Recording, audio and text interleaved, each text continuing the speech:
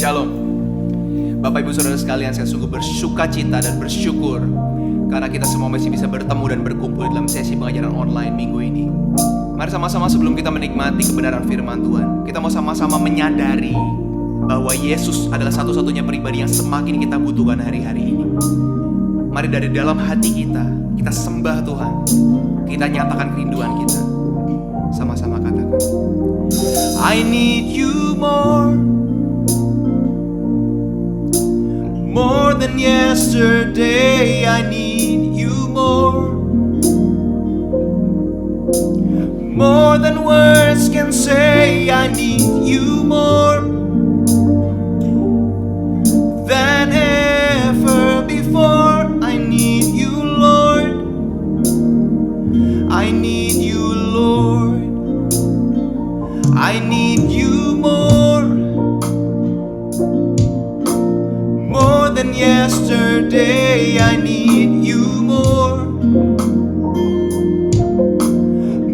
than words can say. I need you more, God, than ever before. I need you, Lord. I need you, Lord, more than the air I breathe, more than the song I sing, more than the next heartbeat,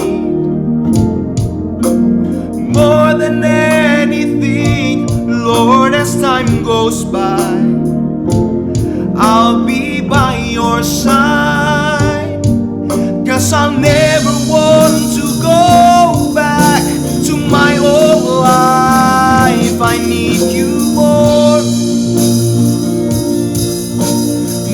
than yesterday. I need you more than words can say. I need you more than ever before. I need you, Lord. Oh, I need you, Lord. Whoa, we give you the highest praise. We give you the highest praise. We give you the highest praise. We give you the highest praise. We give you the highest praise. We give you the highest praise. Yay! We give you the highest praise. We give you the highest praise.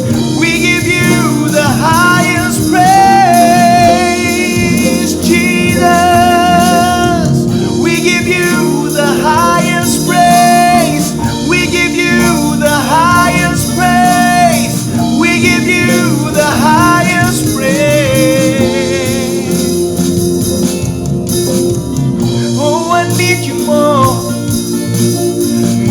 than yesterday. I need you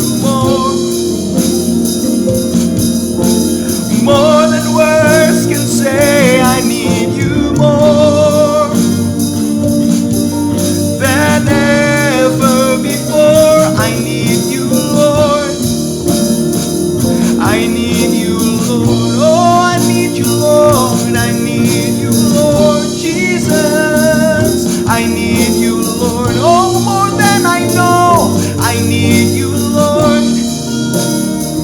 I need you, Lord.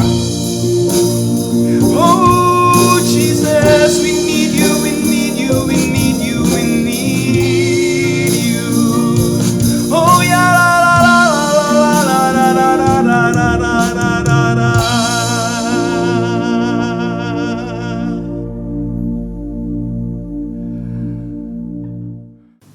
Oke, sebelum lanjut kita menyanyikan satu lagu lagi.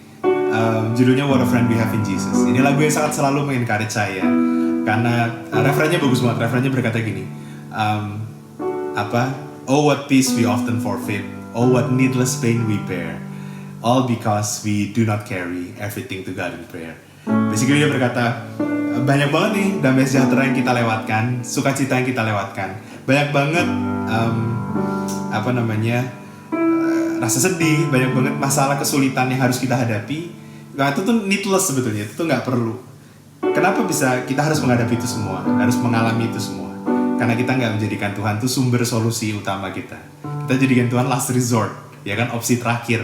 Kalau secara manusia udah nggak ketemu jalannya, baru kita doa ke Tuhan. I think jangan sampai seperti itu. I think saya mau encourage kita semua malam hari ini untuk menjadikan Tuhan tuh sebagai opsi utama kita, sebagai sumber pemecah masalah utama kita. Waktu kita ada masalah, yang pertama harus kita datangi adalah Tuhan kita. Kenapa? Karena referen kedua berkata, Jesus knows our every weakness. Take it to the Lord in prayer. Dia tahu kok semua masalah kita, semua kelemahan kita. Dia tahu semua kekurangan kita, dan dia tahu solusi yang terbaik buat kita. So daripada stres mikirin sampai badan sakit, sampai kita kehilangan sukacita, sampai kita nggak bisa punya energi, capek nggak apa-apa, tapi nggak punya energi, nggak punya sukacita, itu yang bahaya. So I think sebelum itu semua terjadi, mari kita bawa semua masalah kita pada Tuhan. Amen. Because He's such a good friend. Dia sahabat yang terbaik yang bisa kita punya. Amen. What a friend we have in Jesus. Mari sama-sama. What a friend we have in Jesus. All our sins and griefs to bear. What a privilege just to carry everything to God in prayer. Oh, what peace we often forfeit, and oh, what needless pain we bear, all because we do not carry everything to God in prayer.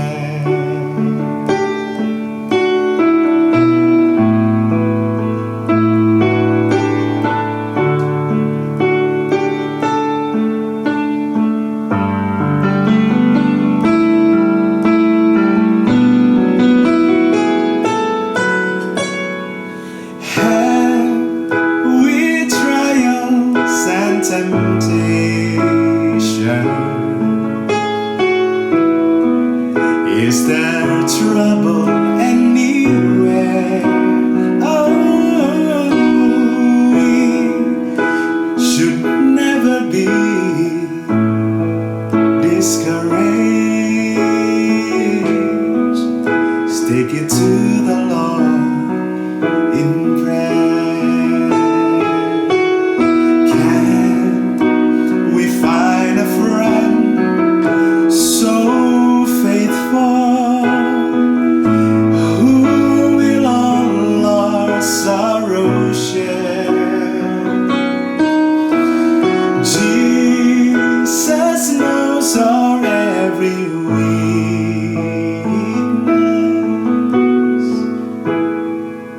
Take it to the Lord, just take it to the Lord.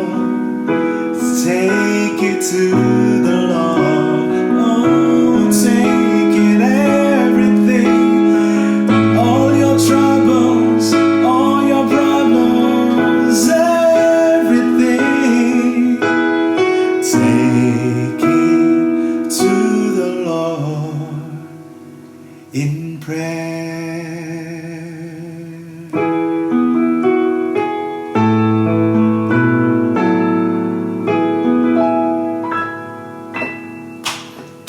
Saat mengikuti sesi pengajaran hari ini, take every problem that you have to the Lord in prayer.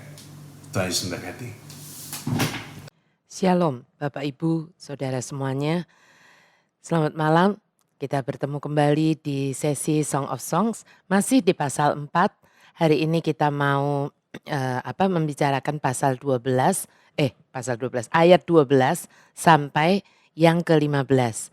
Nanti kita sisakan ayat 16-nya untuk minggu depan ya, ayat 15 dan pasal 5 ayat 1. Walaupun hanya 2 ayat karena itu cukup panjang. Ya, sekarang kita akan lihat dulu yang ayat 12 sampai 15-nya judulnya adalah My Private Paradise. Tapi sebelum kita bicara sesuatu yang menarik malam hari ini, mari kita sama-sama teduhkan hati kita, satukan hati kita di dalam doa. Demi nama Bapa, Putra, dan Roh Kudus. Amin. Tuhan Yesus, kami bersyukur untuk malam hari ini. Terima kasih kami boleh duduk dekat kaki-Mu. Kami boleh sama-sama punya kerinduan untuk sungguh-sungguh mengenal-Mu lebih dan lebih lagi. Mari Tuhan Roh Kudus, Engkau yang bukakan hati kami, Engkau yang robek semua selubung-selubung yang masih menutupi pikiran dan hati kami, biar kami sungguh dapat menangkap kebenaran yang dari Tuhan.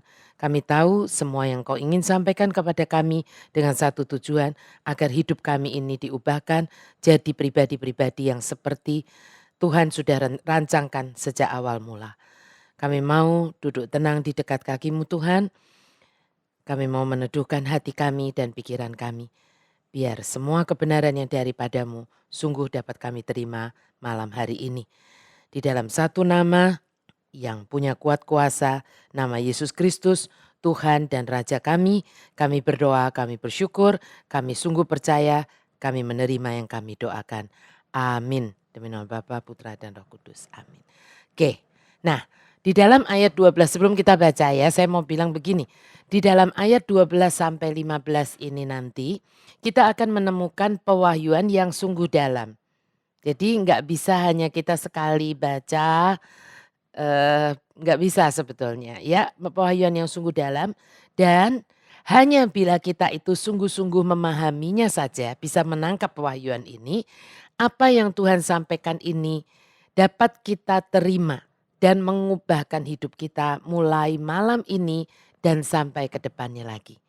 Kalau kita mengerti ini, hidup kita tidak akan pernah sama lagi ya. Saya berdoa Anda semua dapat menangkapnya. Mari kita mulai saja, akan saya bacakan ayat 12-nya dari Song of Songs 4 verse 12 dari The Passion Version. My darling bride, my private paradise, fasten to my heart, a secret spring are you, that no one else can have. My bubbling fountain, hidden from public view, what a perfect partner to me, now that I have you. Pengantinku yang tercinta, Firdaus milikku sendiri, melekat erat di hatiku. Engkau adalah mata air rahasia yang tak dapat dimiliki orang lain. Air mancurku yang bergelembung-gelembung, yang tersembunyi dari pandangan orang banyak. Kini kumiliki pasangan yang sungguh sempurna bagiku. Nah, hati mempelai perempuan atau hati Sulamit ini dikatakan adalah Firdaus pribadi dari Raja Yesus. Apa maksudnya? Hati mempelai perempuan itu ibarat sebuah taman atau kebun yang tertutup, yang hanya bisa dipakai untuk sang raja. Ya, dipakainya hanya untuk sang raja. Sebuah tempat untuk kesenangannya, sebuah tempat untuk dinikmatinya. Hati wanita ini, hati wanita Sulam ini ya. Dulunya perempuan Sulam ini atau Sulamit ini ibarat padang gurun yang ditumbuhi dengan ilalang, kekhawatiran, ya kan, kepahitan, ketakutan dan sebagainya. Tetapi sekarang dia adalah tamannya Tuhan yang berbuah sekarang ya. Makanya tadi dikatakan engkau adalah mata air rahasia yang tak dapat dimiliki orang lain. Air mancurku yang bergelembung-gelembung yang tersembunyi dari pandangan orang banyak. Nah, apa maksudnya ini? Tapi sebelum kita bahas maksudnya, saya membaca satu buku yang mengatakan konon ya katanya gitu ya. Memang tidak tertulis di Alkitab. Raja Salomo itu memiliki sebuah taman yang tertutup. Yang sering dia kunjungi untuk apa? Untuk menyendiri dan untuk beristirahat. Nah, Bapak Ibu Saudara, Anda dan saya ini adalah mata air tersembunyi di taman dari raja tersebut ya, yang dipakainya hanya untuk satu kegunaan saja. Apa itu? Untuk membawa kesenangan bagi pencipta Anda dan saya. Ya, lewat ayat-ayat ini Tuhan ingin menyampaikan kepada kita begini, bahwa hati kita ini adalah tempat persahabatan dan persekutuan dengan Allah yang hidup. Sebenarnya begitu.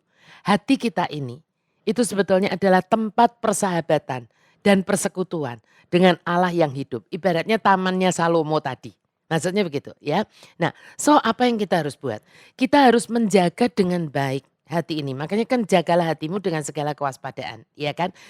Jangan sampai itu tercemar dan jangan sampai dapat istilah saya dipakai oleh yang lain.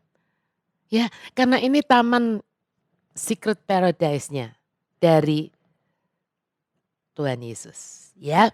Nah, musuh kita yaitu iblis memang akan selalu berusaha untuk masuk ke taman itu.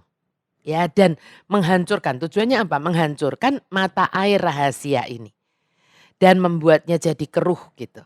Bahasa puitisnya. Tetapi Anda dan saya harusnya tidak mengizinkan dia masuk.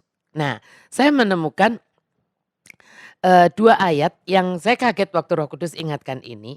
Oh iya ya, saya pun begitu gitu. Saya tunjukkan kepada Anda. Dari perjanjian lama ternyata ada Kejadian 4 ayat 7 yang berkata demikian. Ini kata-katanya Tuhan ya. Apakah mukamu, ini kata-kata Tuhan terhadap si Kain waktu itu ya. Apakah mukamu tidak akan berseri jika engkau berbuat baik?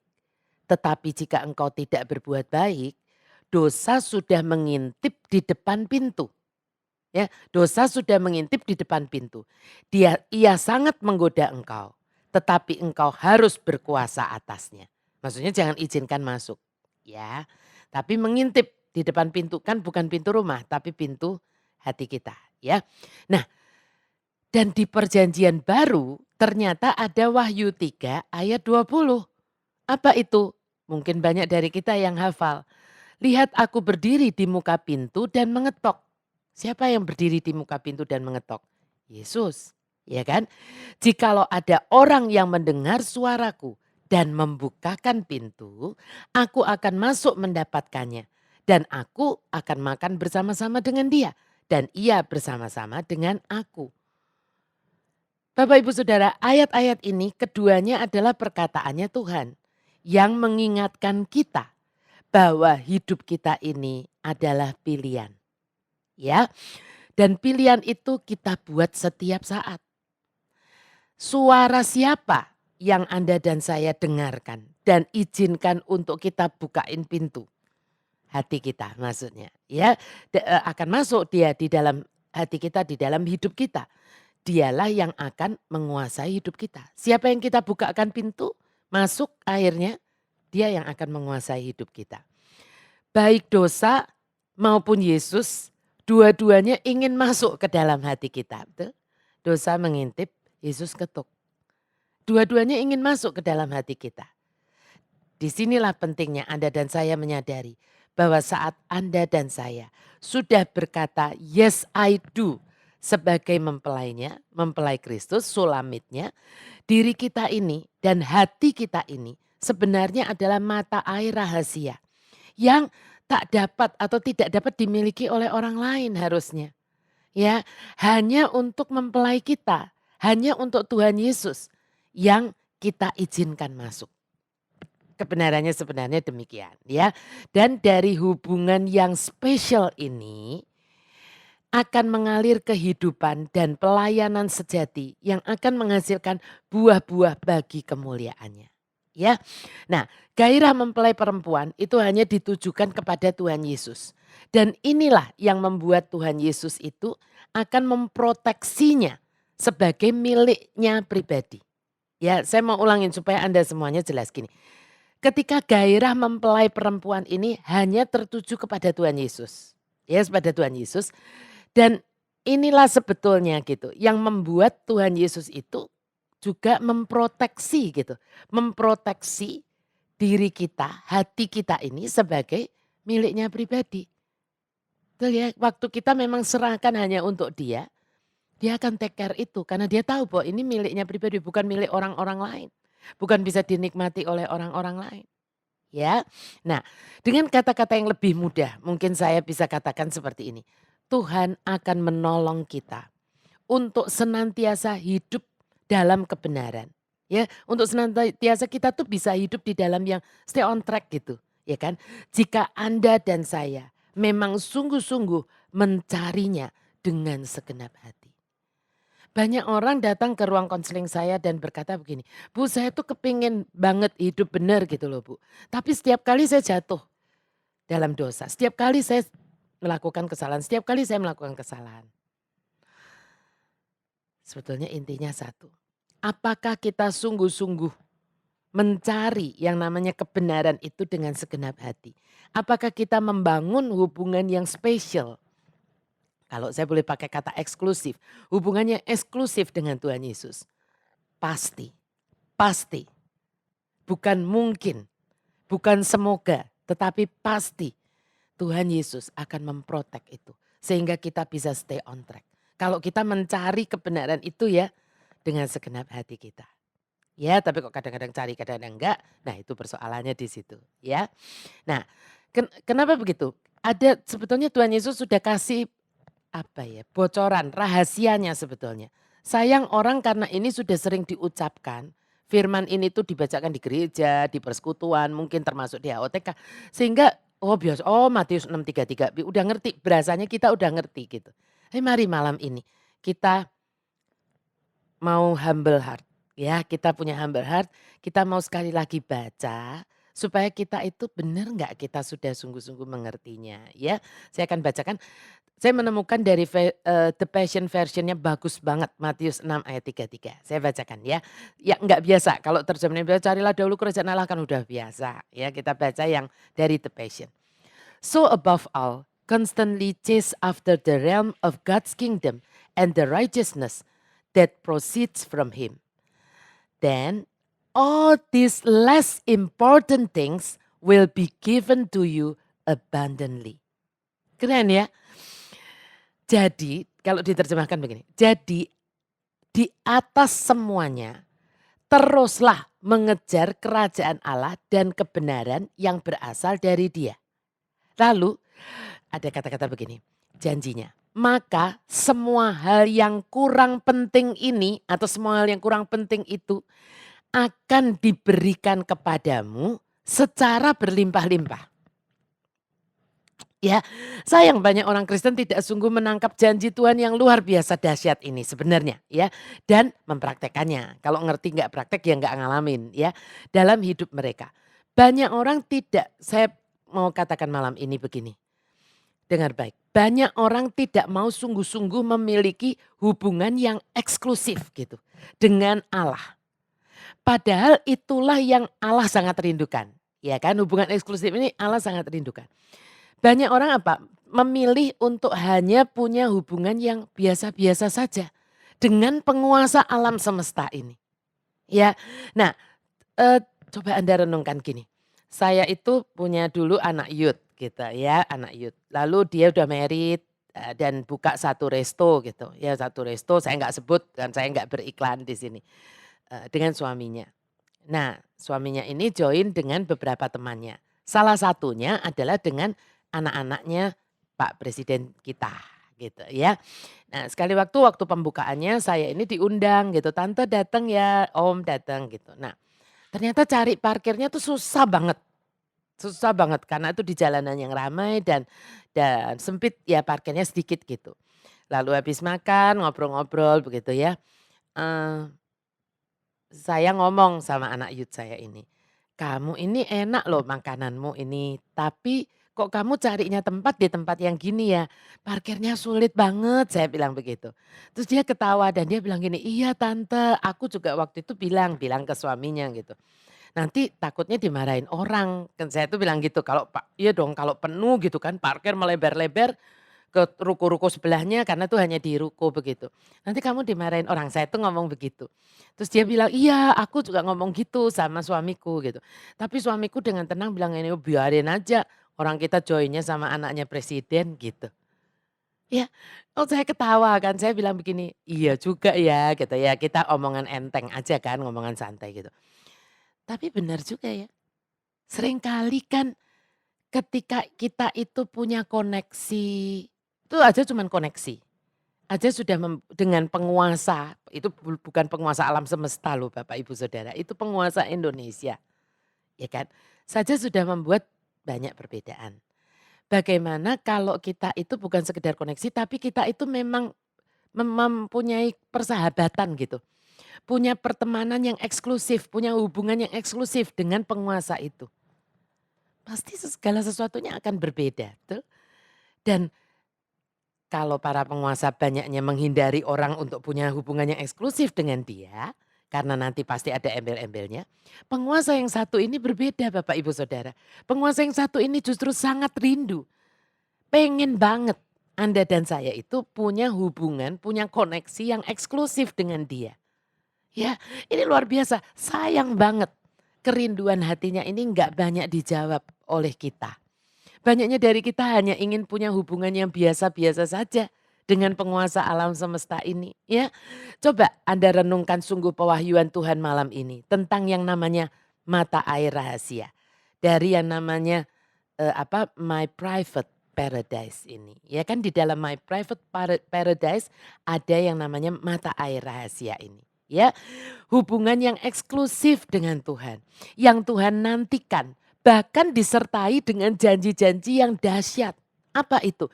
Bahwa semua hal yang kurang penting. Nah sejujurnya yang kurang penting ini adalah yang seringkali dikejar oleh semua orang. Iya kan?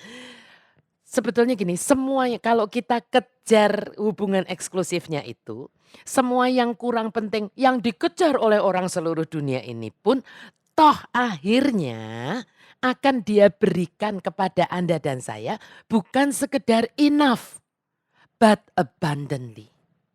Keren ya? Siapa yang paham katakan, sungguh paham katakan amin. Ya, amin. Ya.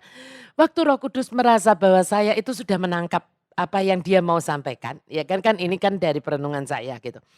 Saya bilang yes gitu, saya benar-benar nangkep, benar banget. Sehingga saya sungguh-sungguh kepingin punya hubungan yang eksklusif, lebih eksklusif lagi dengan Tuhan ya.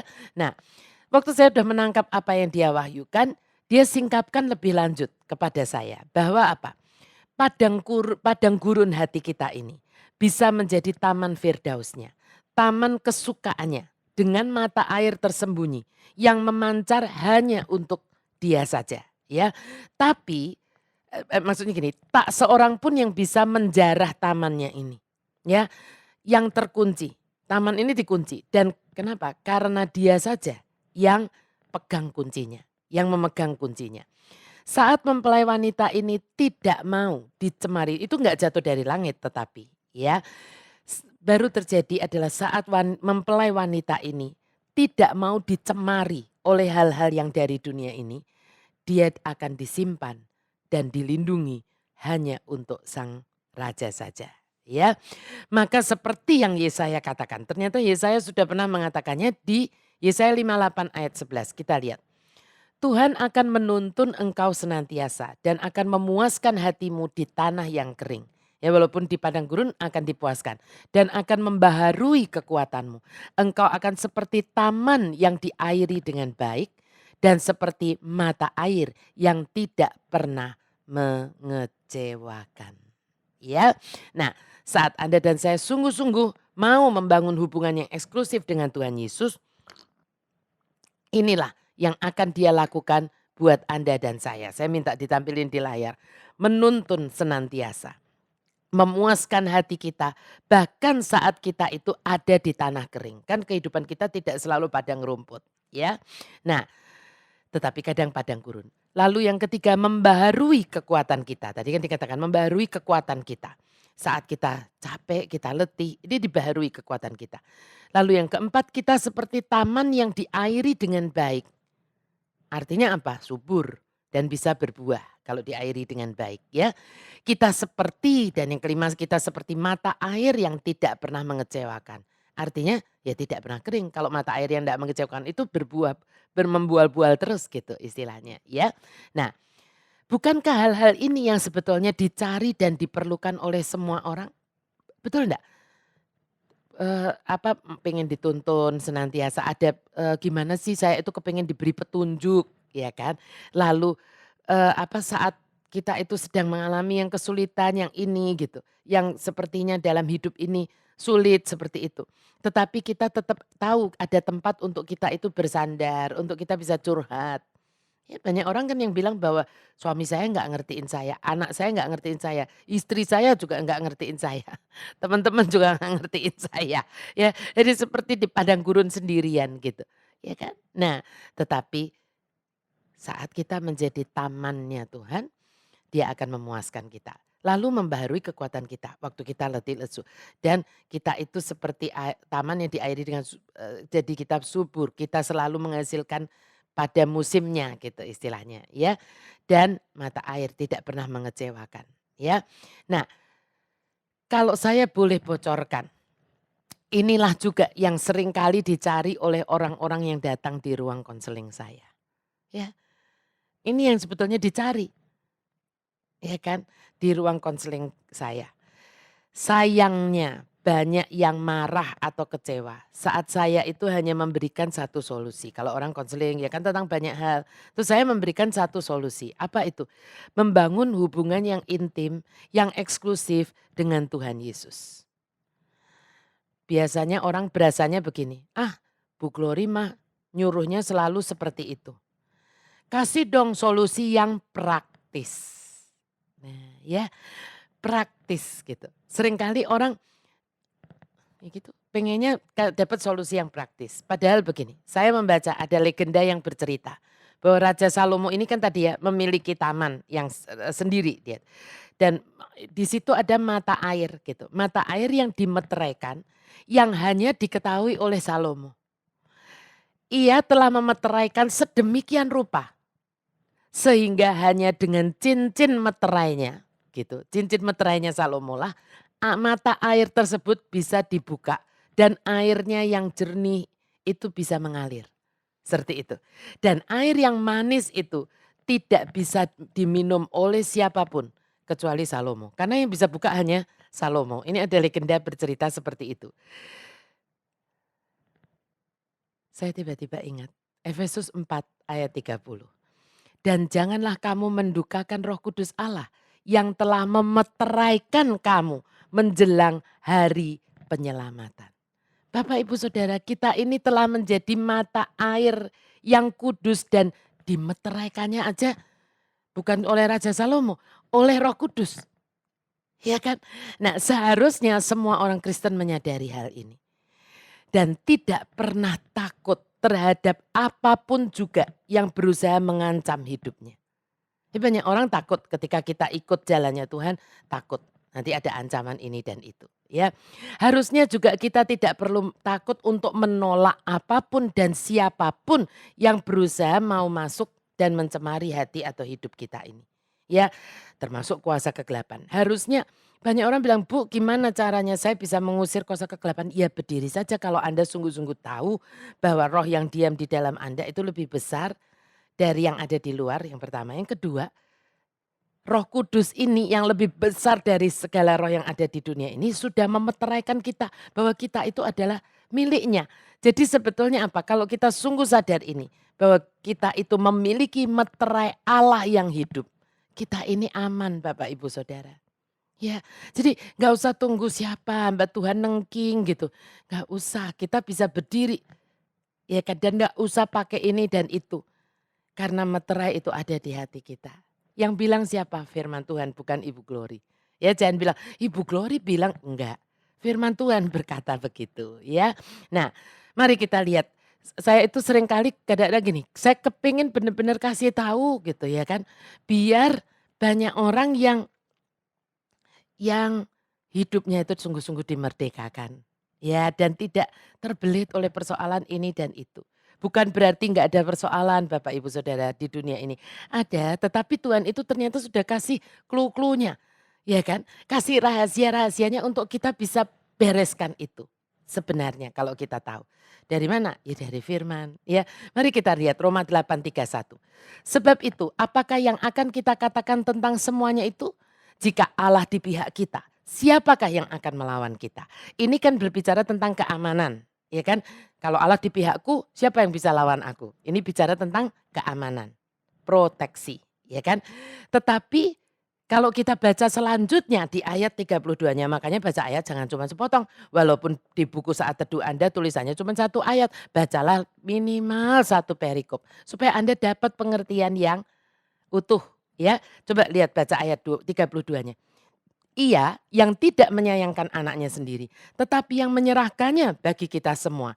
Saya sengaja kasih huruf kapital. Bagaimanakah mungkin ia tidak mengaruniakan segala sesuatu kepada kita bersama-sama dengan dia. Kalau tadi bicara tentang protection, yang ini berbicara tentang provision atau penyediaannya. Betul ya?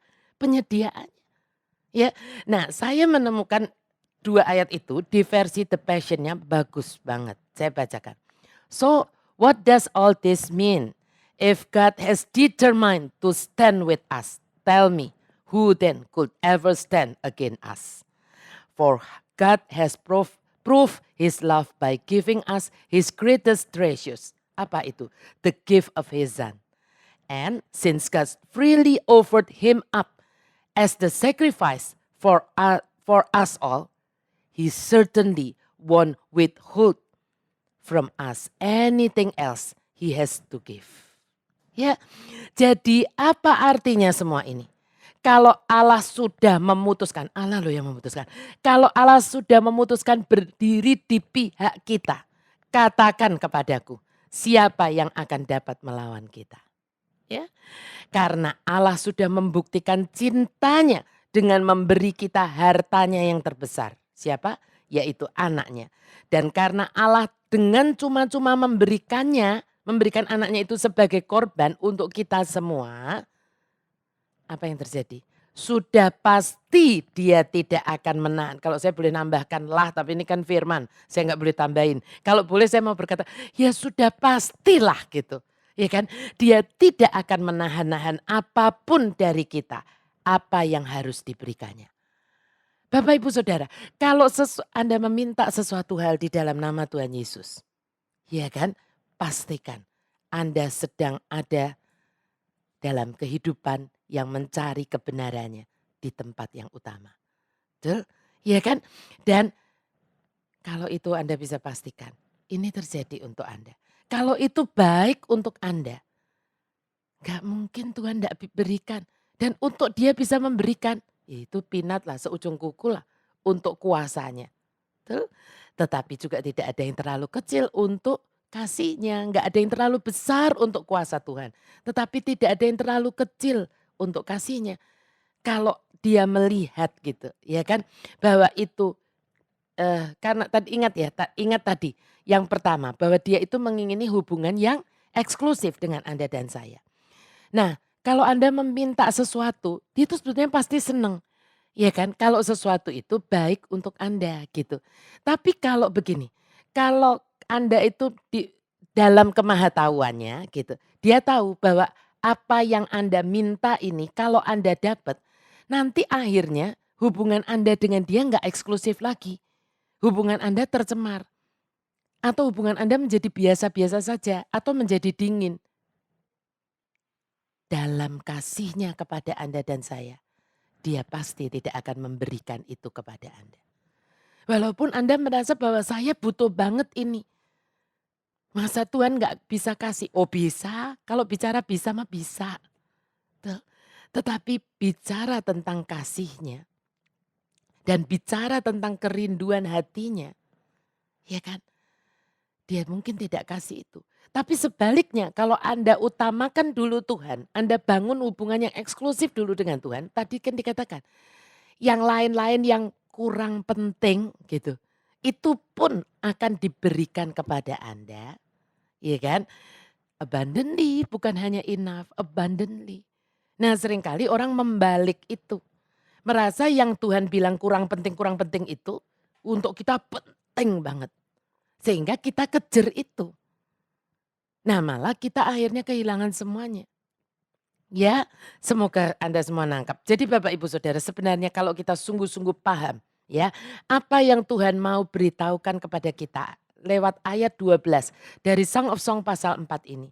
Kita akan sangat bersyukur bahwa Tuhan itu mau menjadikan kita apa? tadi yang tertulis di ayat 12. Firdaus milikku sendiri, melekat erat di hatiku. Engkau adalah mata air rahasia yang tak dapat dimiliki oleh orang lain. Dimiliki orang lain. Air mancurku yang bergelembung-gelembung, yang tersembunyi dari pandangan orang banyak. Ya pasti dia akan take care semuanya. Kalau kita ini miliknya pribadi. Anda aja take care milik Anda pribadi. Mau milik tetangga sebelah, milik bersama. Kadang-kadang kalau milik bersama orang nggak terlalu take care sejujurnya. Ya, walaupun diminta untuk punya sense of belonging. Tapi kalau milik Anda pribadi, ya Anda pasti take care. Dan kalau kita sungguh dapat menangkap apa saja privilege yang Tuhan sudah sediakan saat kita itu punya hubungan yang eksklusif dengan Dia, ya. Apa saja yang sudah ada di perbendaharaannya Dia, ya kan?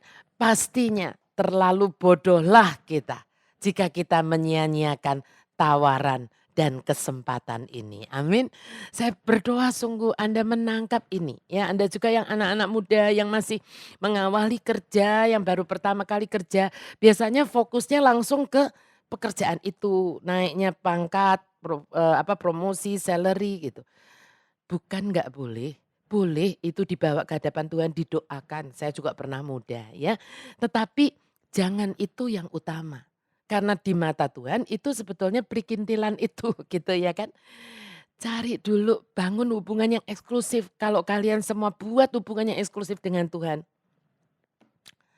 Saya nggak bisa bilang lain kecuali bersaksi. Yang kita bahkan tidak pernah pikir, kita bahkan tidak pernah rancangkan loh. Tuhan sediakan bagi orang yang mengasihi Dia. Minggu lalu kita bicara tentang orang yang diberkati, yang dicintai, yang waktu tidur diberkati. Siapa? Orang yang dikasihinya. Ya kan? Tidak bicara yang lain. Kita masuk ke ayat 13 dan 14 ya. Your inward life is now sprouting, bringing forth fruit.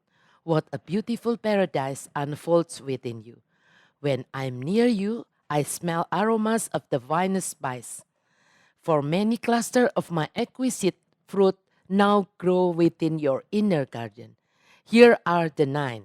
Ada 9. Apa ini? Kita lihat satu-satu. Pomegranates of passion. Henna from heaven. Spikenard so sweet.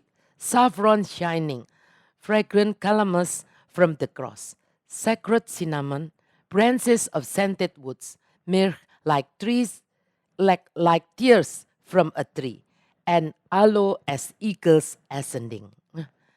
Ini banyak yang asing ya buat kita ya. Nah, nanti saya akan coba tunjukkan yang saya bisa tunjukkan ya. Kehidupan batinmu kini tumbuh meninggi, mengeluarkan buah. Firdaus teramat indah terbentang dalam dirimu. Ini pujiannya Tuhan yang luar biasa ini ya. Kalau Anda dan saya bisa sampai menjadi sulamitnya yang mendengar kata-kata ini dari Tuhan, bereslah hidup Anda semuanya ya. Berada dekatmu tercium keharuman rempah-rempah terbaik. Karena banyak gugusan buahku yang sangat elok kini tumbuh di dalam kebun batinmu. Tuhan itu melihat buahnya yang dulu ditanamnya itu tumbuh sekarang ya. Inilah 9 di antaranya. Ini masih di antaranya loh, berarti masih banyak ya. Ini 9 di antaranya. Apa? Delima gairah cinta. Ini saya baca terjemahannya aja ya. Mungkin agak kok aneh Bu. Ya saya hanya ikut terjemahannya aja. Delima gairah cinta. Bunga pacar dari surga. Narwastu yang sangat manis. Rimpang kunyit yang bersinar. Rimpang delingo yang harum dari salib. Kayu manis yang kudus. Cabang-cabang kayu wangi. Mur bagaikan mata air dari sebatang pohon dan gaharu yang bagaikan raja wali yang terbang. Nah, saat mempelainya ini semakin dekat dan memiliki hubungan yang eksklusif tadi ya dengan sang raja Yesus, maka sang raja itu dapat ngelihat gitu, dapat melihat buah-buah yang manis yang tumbuh dan berkembang gitu di dalam diri si gerejanya ini, si sulamitnya ini, mempelai wanitanya ini. Pastinya karena disebut 9 gitu ya. Kita pasti akan mengingat Galatia 5, 22, 23 ya tentang buah roh. Yang berbicara tetapi buah roh ialah kasih, sukacita, damai sejahtera, kesabaran, kemurahan, kebaikan, kesetiaan, kelemah lembutan, penguasaan diri. Tidak ada hukum yang menentang hal-hal itu. Tapi mari kita lihat satu persatu apa yang Raja Salomo coba lukiskan. Lewat Song of Song ini, dalam Song of Song ini ya. Satu persatu sampai 9 nanti ya. Yang pertama, delima. delima ini. Kemarin saya nggak bawa lagi ya yang delima yang ininya apa yang freshnya gitu ya. Karena udah pernah. Delima diambil dari satu kata yang memiliki arti dimuliakan. Makanya waktu saya tahu ini, oh makanya di bait suci itu ada delima-delima di bait suci itu gitu ya, dihiasi. Hiasannya itu delima-delima karena artinya itu salah satu artinya adalah dimuliakan, lambang dimuliakan. Buah delima adalah buah yang manis yang harus dibuka atau dibelah dulu sebelum dimakan. Kan ada buah yang bisa langsung dimakan, tapi delima tidak, harus dibelah dulu. Ya, harus dibuka dulu. Saat kita terbuka di hadapan Tuhan, pelayanan dan pekerjaan kita itu menjadi manis bagi Dia dan bagi sesama kita, ya. Nah, kemarin kita juga belajar delima adalah lambang gairah cinta kepada Raja Tuhan Yesus. Karena gairah cinta kita kepadanya, kita menyerahkan hidup kita yang berbuah tersebut bagi Dia dan bagi kemuliaannya, kemuliaan namanya, ya. Saya enggak bahas lebih lanjut yang delima. Kita masuk ke yang kedua, bunga pacar dari surga. Bunga pacar berasal dari sebuah pohon yang daun-daunnya mengeluarkan cairan yang bisa dipakai sebagai pemerah. Pada zaman dulu kan belum ada lipstik, ya kan. Jadi dipakai untuk pemerah makanan tetapi juga pemerah bibir.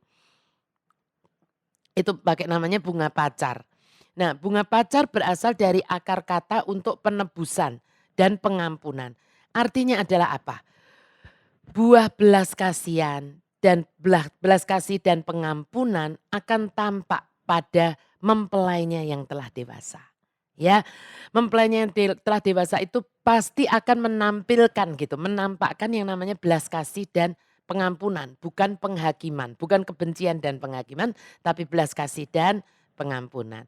Kalau Anda ingat waktu di pasal 1 Kidung Agung ayat 14, Sulamit ini memakai kata bunga pacar yang mekar gitu, bunga pacar yang mekar untuk menggambarkan Tuhan atau rajanya. Mari kita lihat dulu ya supaya kita ingat.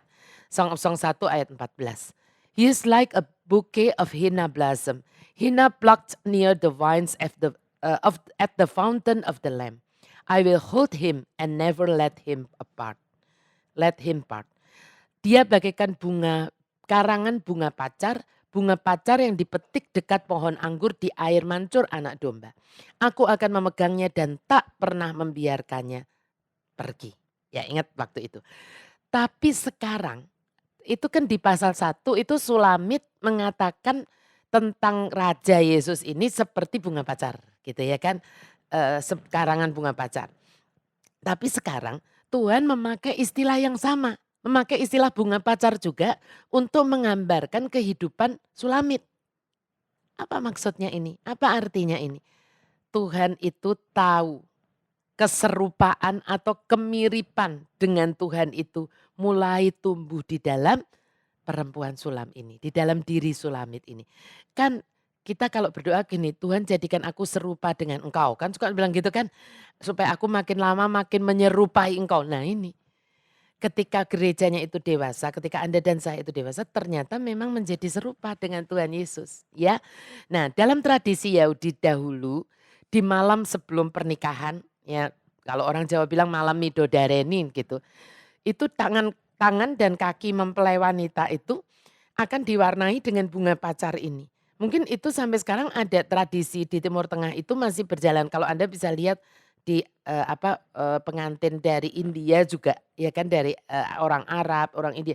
Itu biasa ini digambarin tangannya dan juga kakinya gitu ya. Nah sebenarnya apa? Sebenarnya ini melambangkan bahwa mempelai wanita dari anak domba yang disalibkan harus memancarkan bau harum pengampunan ya dalam apapun yang dia kerjakan.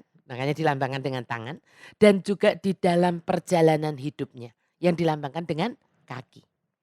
Ya, itu harus memancarkan itu bau harum pengampunan itu, ya. Nah, sebagai mempelai wanitanya kita harus terus-menerus melepaskan pengampunan dan belas kasihan kepada orang lain. Kalau dalam hidup Anda dan saya sampai dengan hari ini kita itu ngaku-ngaku ke sana kemari bahwa aku tuh mempelainya Kristus, aku mempelainya Kristus. Tetapi hati Anda selalu dipenuhi dengan rasa marah, rasa benci, rasa pahit terhadap orang lain. Dan bukan semangat mengampuni tetapi semangatnya menghakimi. membalas dendam. Anda perlu mengoreksi, Anda perlu mengevaluasi, betulkah kita ini mempelainya, ya. Kalau kita mempelainya akan ada bau harum pengampunan itu keluar dari hidup kita, ya. Yang ketiga adalah tadi dikatakan narwastu, spikenat, ya, narwastu. Akar kata Ibrani untuk narwastu itu berarti terang, ini bagus. Perempuan sulam itu sedang berjalan dalam terang, ya, karena kekasihnya adalah sang terang itu sendiri. Karena dia berjalan bareng kekasihnya ini, ya jadi dia hidup dalam terang dong, ya. Nah, mari kita lihat 1 Yohanes 1 ayat 5. Dan inilah berita yang telah kami dengar dari dia dan yang kami sampaikan kepada kamu. Apa beritanya? Allah adalah terang dan di dalam dia sama sekali tidak ada kegelapan. Ya. Nah, sebagai mempelai wanitanya Bapak Ibu Saudara, sebagai gerejanya yaitu Anda dan saya, seharusnya kita tidak lagi hidup di dalam kegelapan.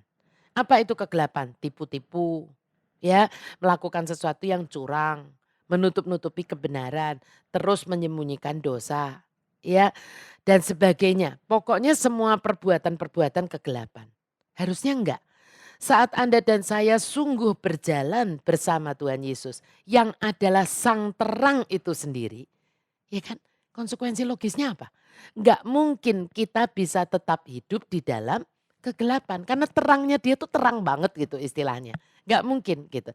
Nah, dan sebaliknya pastinya kalau seseorang masih terus melakukan hal-hal yang itu adalah kegelapan, maka tidak mungkinlah dia sedang berjalan dengan sang terang itu.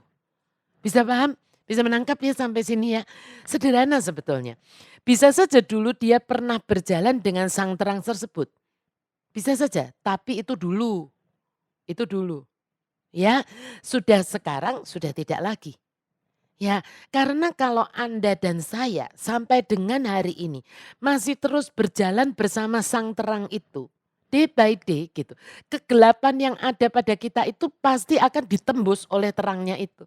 Kalau pakai bahasa puitis-puitisannya gitu ya kan.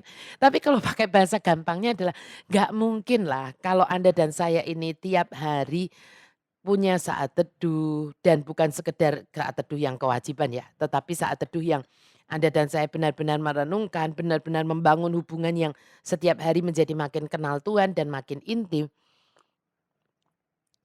Pastinya kan begini, ketika bukan berarti kita tidak pernah salah, tetapi praktikalnya gini kalau Anda minta praktisnya. Praktisnya adalah begini, mungkin Anda sedang menyimpan sesuatu, paling gampang lah Anda sedang simpan marah sama siapa, sama pasangan Anda, sama anak, sama orang tua seperti itu. Tapi Anda tiba-tiba baca firman pagi hari dan Anda bukan sekedar baca tapi sungguh-sungguh merenungkannya, bangun hubungan. Tiba-tiba firmannya berkata yang tadi itu gitu ya kan. Dosa itu sudah mengintip loh. Hati-hati kalau kamu marah jangan lalu jangan sampai matahari itu terbenam sebelum atau ada firman yang berkata kalau kamu mempersembahkan sesuatu tapi kamu ingat ada sesuatu di dalam hati saudaramu, pergilah berdamai dulu. Tuhan tidak perintahkan, lanjutkanlah persembahannya yang penting buat aku adalah persembahan kamu. Kan tidak. Nah persoalannya kan pada diri kita toh Bapak Ibu dan Saudara. Ya kan jadi kan begini, Anda mau praktekkan enggak? Anda mau jadi pelaku firman enggak? Kalau Anda tahu yang kecil, yang sedikit, Anda praktekkan. Anda tahu, Anda praktekkan, itu sebetulnya diri kita ini menjadi bangunan rumah yang dibangun di atas dasar batu ya itu maksudnya. Nah artinya kan sebetulnya begini, ada kegelapan sedikit tiba-tiba diterangi. Anda lakukan hilang nih kegelapannya. Lah kalau terus begitu beres toh. Tapi kalau Anda bilangnya gitu jalan sama dia tapi Anda kok terus menerus. Ya kan ngelakuin yang tipu-tipu dalam bisnis Anda, buat sesuatu yang curang, masukin ini dan itu. Kok bisa? Anda bilang Anda berjalan dengan terang. Terang yang mana? Ya, terang yang mana? Ini Anda perlu evaluasi ya. Pilihan selalu ada di tangan kita. Terus melanjutkan perjalanan bersama dia, artinya Anda dan saya harus membereskan semua yang gelap itu. Dengan apa? Dengan pertolongannya. Kita tidak dibiarkan sendiri kok. Dengan pertolongannya. Atau pilihan yang kedua, kita pergi menjauhi dia. Kita pergi menjauhi dia atau Dan kalau kita pergi menjadi dia, kita akan semakin masuk di dalam kegelapan itu. Ya, pilihan selalu di tangan kita, tapi saya berdoa supaya Anda memilih yang pertama ya. Nah yang keempat ini saya mau peragakan. Di sini dikatakan rimpang kunyit yang bersinar. Saya sejujurnya tidak familiar dengan rimpang kunyit, sejujurnya. Saya lebih familiar dengan yang namanya saffron.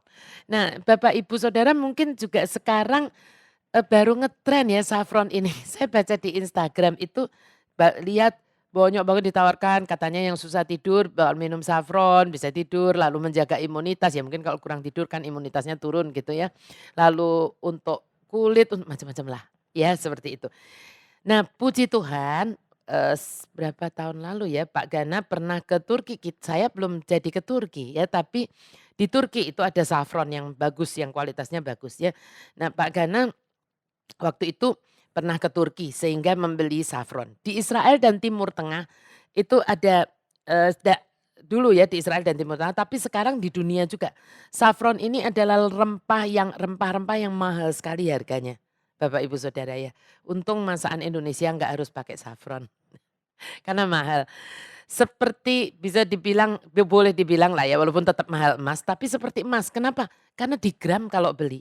Ini Pak Gana pulang hanya bawa segini, ini udah dipakai berkali-kali ya. Dan karena itu harus di gram. Kan kalau Anda beli emas kan juga di gram ya. Nah ini juga di gram.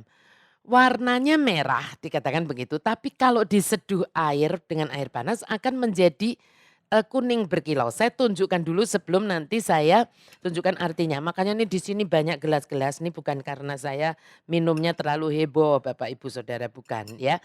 Nah nggak tahu ini bisa lihat atau tidak, ini warnanya ini merah. Merah yang kayak cabai kering gitulah gampangnya kalau bayangkan. Ya merah seperti cabai kering. Ngambilnya jangan banyak-banyak, jangan 1 sendok teh, apalagi 1 sendok makan, jangan. Ya kan sekali habis dan nggak perlu gitu. Ini cukup ambil sedikit aja, ya sedikit aja. Ini karena saya agak sedikit banyakin supaya bisa lebih kelihatan warnanya. Ya saya coba, supaya Anda bisa bayangkan bagusnya ini gitu, makanya sampai masuk di kitabnya Salomo gitu ya. Nih saya seduhkan ya ini dengan air panas. Dan air panas ini saya seduh, nanti Anda lihat gitu ya. Ini sudah mulai kelihatan kan ya, mulai kelihatan. Saya sengaja pakai taplaknya putih supaya Anda bisa lebih melihatnya ya. Kita tutup dulu. Ini mulai kuning, tapi nanti saya tuang setelah kuning banget gitu ya. Nah, warnanya merah tapi kalau diseduh kan jadi kuning gitu ya, jadi kuning berkilau. Ini sebetulnya melambangkan apa? Ini kalau dituang begini tetap kuning. Bukan karena ininya kuning, bukan, tapi nih bagus. Dituang begini, ini nanti masih bisa diisi lagi, cantik sekali. Ya, bagus banget tuh, ya kan? Bagus banget ini bukan, minuman keras bukan gitu ya kan, ini saffron ya. Rasanya gimana Bu Glory? Kalau saya baunya ini, wanginya wangi seperti apa ya, seperti kaporit walaupun nggak kaporit banget gitu, katanya ini juga membersihkan kan seperti disinfektan begitu, makanya hari-hari ini laris banget ini saffron ya. Kalau diminum masih panas, tunggu nanti ya. Nah ini melambangkan, saffron ini melambangkan iman. Iman yang ada di dalam diri perempuan sulam yang sangat berharga, kan tadi mahal harganya. Yang sangat berharga di mata sang raja, berkilau bagaikan emas murni ya. Berkilau bagaikan emas murni. Ini kalau didiemin lama di sini tadi makin tambah kuning gitu. Kuning banget gitu ya. Nah, kan ada lagu dulu, lagu lama, lagu kuno dulu yang berkata, Tuhanku mau menyenangkanmu, Tuhan bentuklah hati ini, jadi bejana untuk hormatmu, cemerlang bagai emas murni gitu ya kan. Ada lagu itu lalu, Tuhanku serahkan hatiku, semua ku berikan padamu. Inilah iman ya. Kuduskan hingga tulus selalu agar aku menyenangkanmu gitu ya kan gitu. Nah, Petrus juga mengingatkan kita semua. 1 Petrus 1 ayat 7. Maksud semuanya itu ialah untuk membuktikan kemurnian imanmu yang jauh lebih tinggi nilainya daripada emas yang fana. Yang diuji kemurniannya dengan api. Sehingga kamu memperoleh puji-pujian dan kemuliaan dan kehormatan pada hari Yesus Kristus menyatakan dirinya. Ya, iman Kristus sudah terbukti iman yang sejati dalam setiap ujian gitu yang harus dia tanggung ya. Dan iman emas Kristus inilah gitu ya, emas Kristus itu inilah yang sekarang telah diwariskan ya atau dia mewariskannya gitu kepada Anda dan saya. Sehingga rempah termanis dan termahal ini ada di dalam hati kita. Ya, jadi kalau ndak bisa beli safron, nggak usah lah. Tapi saya nggak bisa beli safron bu karena mahal, misalnya begitu, ya kan? Nggak apa-apa juga gitu. Walaupun nanti sampai ke Turki, oh kok ternyata mahal, nggak beli, nggak apa-apa. Karena safron yang sejati Tuhan sudah berikan dan itu kita warisi kalau kita sungguh-sungguh gitu, ya kan? Hidup apa mengandalkan Dia, percaya kepada Dia sungguh. Nggak usah minum safron pun kita punya safron rohani ya. Nah, yang kelima adalah rimpang delingo yang harum dari salib. Nah, rimpang delingo diambil dari tumbuhan rawa yang dikenal sebagai bendera manis yang menghasilkan minyak wangi. Kata Ibrani untuk rimpang delingo ini artinya adalah tegak atau jujur, lurus gitu pokoknya gitu ya. Nah, nama puitis Tuhan bagi bangsa Israel itu adalah Yeshurun. Yeshurun. Ya, Yeshurun. Yang artinya yang jujur ternyata. Ya, Yeshurun itu artinya yang jujur. Beginilah firman Tuhan yang menjadikan engkau, yang membentuk engkau sejak dari kandungan dan yang menolong engkau. Janganlah takut, hai hambaku Yakub, dan hai Yeshurun yang telah kupilih. Ya, dari Amplified Bible dikatakan, this is what the Lord who made you and formed you from the womb, who will help you, who will help you says, fear not, O Jacob my servant, and Jeshurun, Israel the upright one, whom I have chosen. Ya, dan kita semua tahu bahwa Yesus tadi kan dikatakan tegak, lurus, jujur, benar. Yesus itu apa? Jalan, akulah jalan dan kebenaran. Apa itu kebenaran? Kejujuran kan? Ya, sebagai orang-orang pilihannya, mempelai-mempelai wanitanya, kita harus berjalan dalam kebenaran dan jujur dalam setiap kata dan perbuatan kita. Ya, ini harus menjadi kualitas yang ke berapa tadi? Yang kelima. Ya, ada kejujuran, lurus gitu dalam perbuatan kita, enggak lika-liku. Ya, dalam kata dan perbuatan kita. Yang keenam, kayu manis yang kudus. Kayu manis memancarkan keharuman yang mencerminkan aroma kekudusan bagi Tuhan. Kayu manis digunakan dalam minyak urapan. Salah satu bahan dari minyak urapan kudus itu adalah kayu manis untuk para imam dan kemah suci. Di dalam kemah suci selalu ada itu. Suatu bahan yang dipakai untuk apa? Untuk memisahkan. Orang kalau diurapi itu kan dipisahkan. Untuk memisahkan mereka yang apa? Yang dipanggil untuk melayani Tuhan. Ya. Nah, pengudusan kita bagi Tuhan, yaitu maksudnya menjadi tidak serupa dengan dunia ini adalah seperti kayu manis bagi Dia. Kalau Anda mau tidak menjadi serupa dengan dunia ini gitu maksudnya. Anda itu seperti kayu manis di hadapan Tuhan. Ya, seringkali menjadi orang pilihan Tuhan itu tidaklah mudah Bapak Ibu Saudara. Ya, banyak orang senang menjadi orang pilihannya Tuhan. Saya pengen jadi orang yang dipilih oleh Tuhan. Bayar harganya mau enggak? Ya gitu. Kita lihat 2 Timotius 2 ayat 21. Jika seorang menyucikan diri dari hal-hal yang jahat, ia akan menjadi perabot rumah untuk maksud yang mulia. Kan ada untuk yang maksud yang biasa. Tapi kalau kita mau menyucikan diri kita, kita menjadi perabot untuk maksud yang mulia. Ia dikuduskan, dipandang layak untuk dipakai tuannya, dan disediakan untuk setiap pekerjaan yang mulia. Apakah Anda ingin dipakai Tuhan secara luar biasa? Anda harus ada harga yang Anda harus bayar. Yaitu apa? menyucikan diri dari hal-hal yang jahat, hal-hal yang enggak benar, hal-hal yang baunya tidak harum di hadapan Tuhan. Amin. Ya, kita masuk ke nomor yang ketujuh, rempah yang ketujuh yang dilihat oleh Tuhan Yesus. Cabang-cabang kayu wangi. Ini adalah apa? Ini kemenyan yang dibakar di mezbah emas di ruang kudus. Melambangkan kemurnian pengabdian Kristus yang dibangkitkan saat dia bersyafaat di hadapan Bapaknya. Ini penting Bapak Ibu Saudara.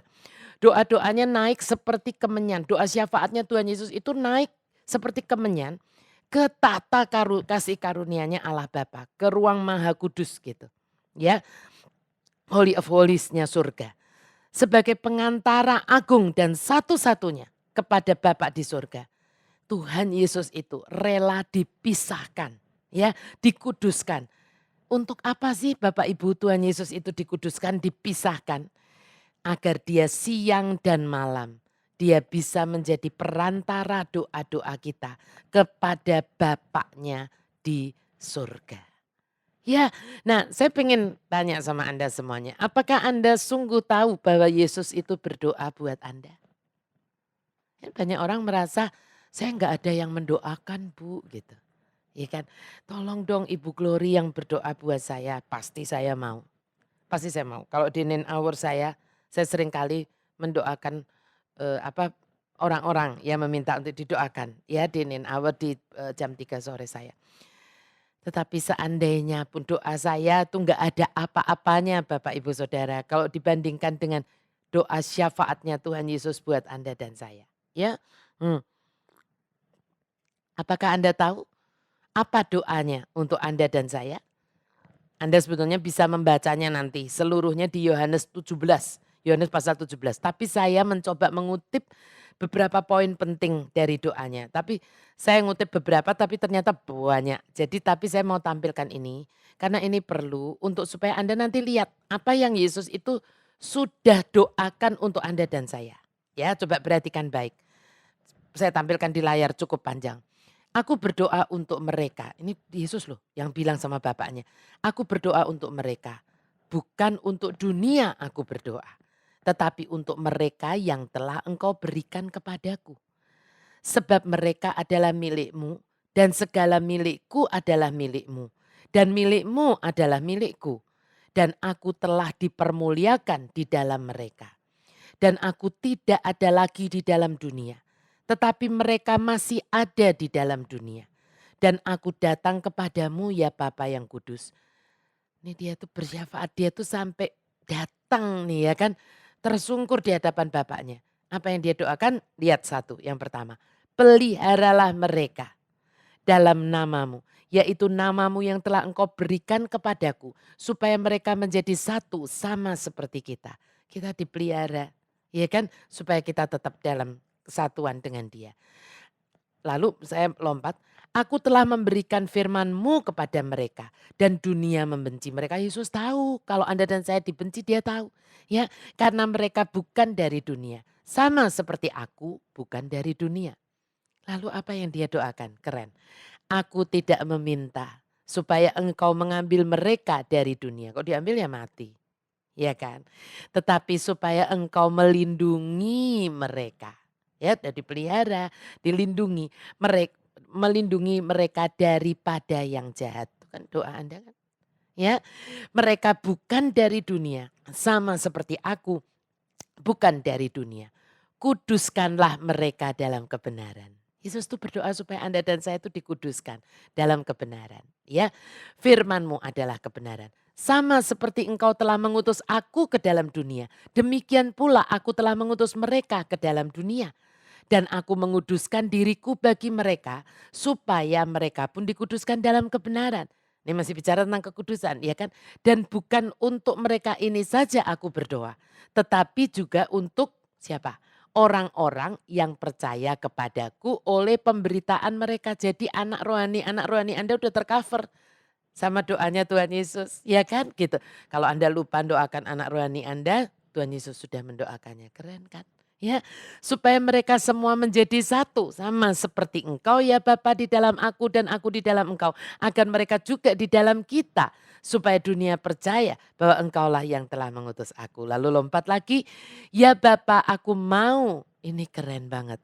Supaya dimanapun aku berada, mereka juga berada bersama-sama dengan aku. Ini kan yang kita selalu doakan kan? Ya kan sekarang kita memulai dengan harta kita dulu. Supaya di mana hartaku berada di situ hatiku juga berada Tuhan. Aku pengen hartaku ada di surga. Saya seringkali berdoa begitu. Supaya aku juga nanti ada di surga. Ternyata Yesus sudah doakan kita. Ya kan supaya dimanapun aku berada mereka juga berada. Bersama-sama dengan aku.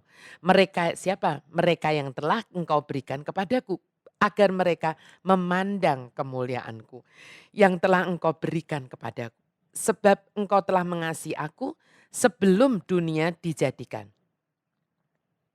Ya Bapa yang adil, memang dunia tidak mengenal engkau, tetapi aku mengenal engkau dan mereka ini tahu bahwa engkaulah yang telah mengutus aku. Kita tahu kan gitu ya. Dan aku telah memberitahukan namamu kepada mereka dan aku akan memberitahukannya. Supaya kasih yang engkau berikan kepadaku ada di dalam mereka dan aku di dalam mereka. Luar biasa doanya Tuhan Yesus. Doa yang sempurna menurut saya. Coba Anda baca dan renungkan sungguh-sungguh doa syafaat ini nanti totally ya semua dibaca. Doa syafaat Tuhan Yesus ini kepada Bapaknya untuk kita. Dan pertanyaan saya begini. Adakah yang Anda rasa masih kurang dari doanya Tuhan Yesus ini sampai Anda membutuhkan perantara yang lain? Coba jawab saya.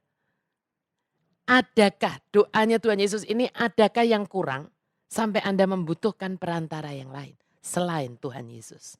Ya, ingat 1 Timotius 2 ayat 5. Paulus sudah mengingatkan anak rohaninya ini.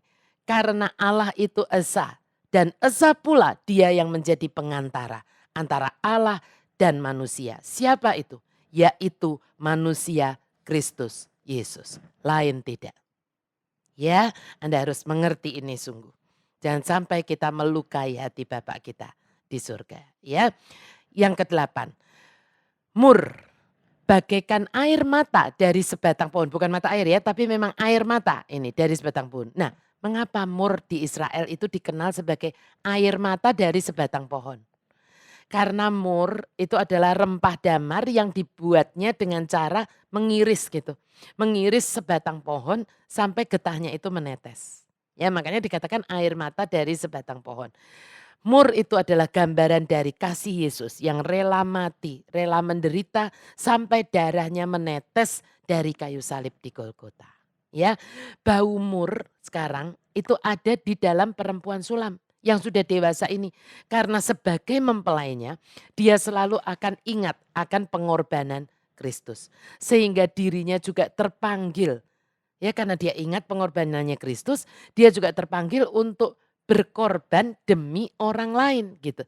Ya kan supaya orang lain bisa menemukan Tuhan Yesus. Ya kan lagu yang Jumat lalu ya saya dan Bapak menyanyikannya kan ada yang Holy for you so others can see the way gitu ya kan. Seringkali kita ini mau dikuduskan, kita itu mau sangkal diri, kita mau sacrifice untuk tidak menjadi serupa dengan dunia ini. Tujuannya cuma satu, so others can see the way. Supaya orang lain juga bisa menemukan Tuhan Yesus, tertarik juga kepada Tuhan Yesus. Ya, kita harus sacrifice untuk itu. Sekarang Tuhan melihat bahwa Sulamit ini rela untuk berjalan dalam ketaatan penuh gitu.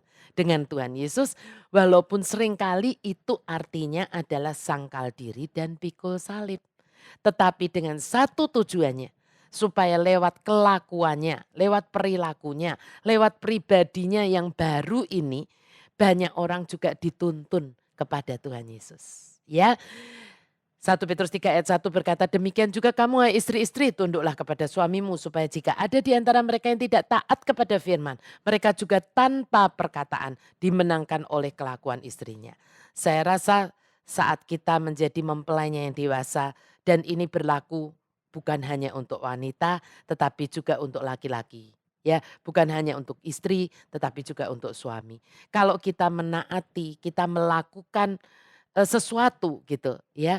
Motivasi kita ini pertama-tama bukanlah karena kita takut kepada manusianya. Ya, ibu-ibu tunduk kepada suami, suami-suami mengasihi istrinya bukan karena takut, karena istrinya sangat galak kalau enggak dikasihin gitu ya kan, bisa suruh tidur di luar, bukan begitu ya. Tetapi karena kita sungguh paham bahwa saat aku melakukan itu, aku sedang menaati Tuhan. Dan sebaliknya juga, saat aku tidak melakukan itu, aku bukan sedang melawan si A, si B, si C manusia. Melainkan aku sedang melawan Tuhan. Ya, saya berdoa semoga Anda dapat menangkapnya. Rempah yang terakhir, yang kesembilan adalah gaharu yang bagaikan Raja Wali yang terbang membubung. Ajaib ini ya. Gaharu oleh banyak orang dianggap sebagai balsem obat. Ya, sebagai balsem obat di Timur Tengah. Hadirat Tuhan yang sekarang ada di dalam diri Sulamit itu dilepaskan sebagai obat untuk siapa? Bagi siapa? Bagi orang-orang yang disentuhnya, yang bersentuhan dengan Sulamit ini.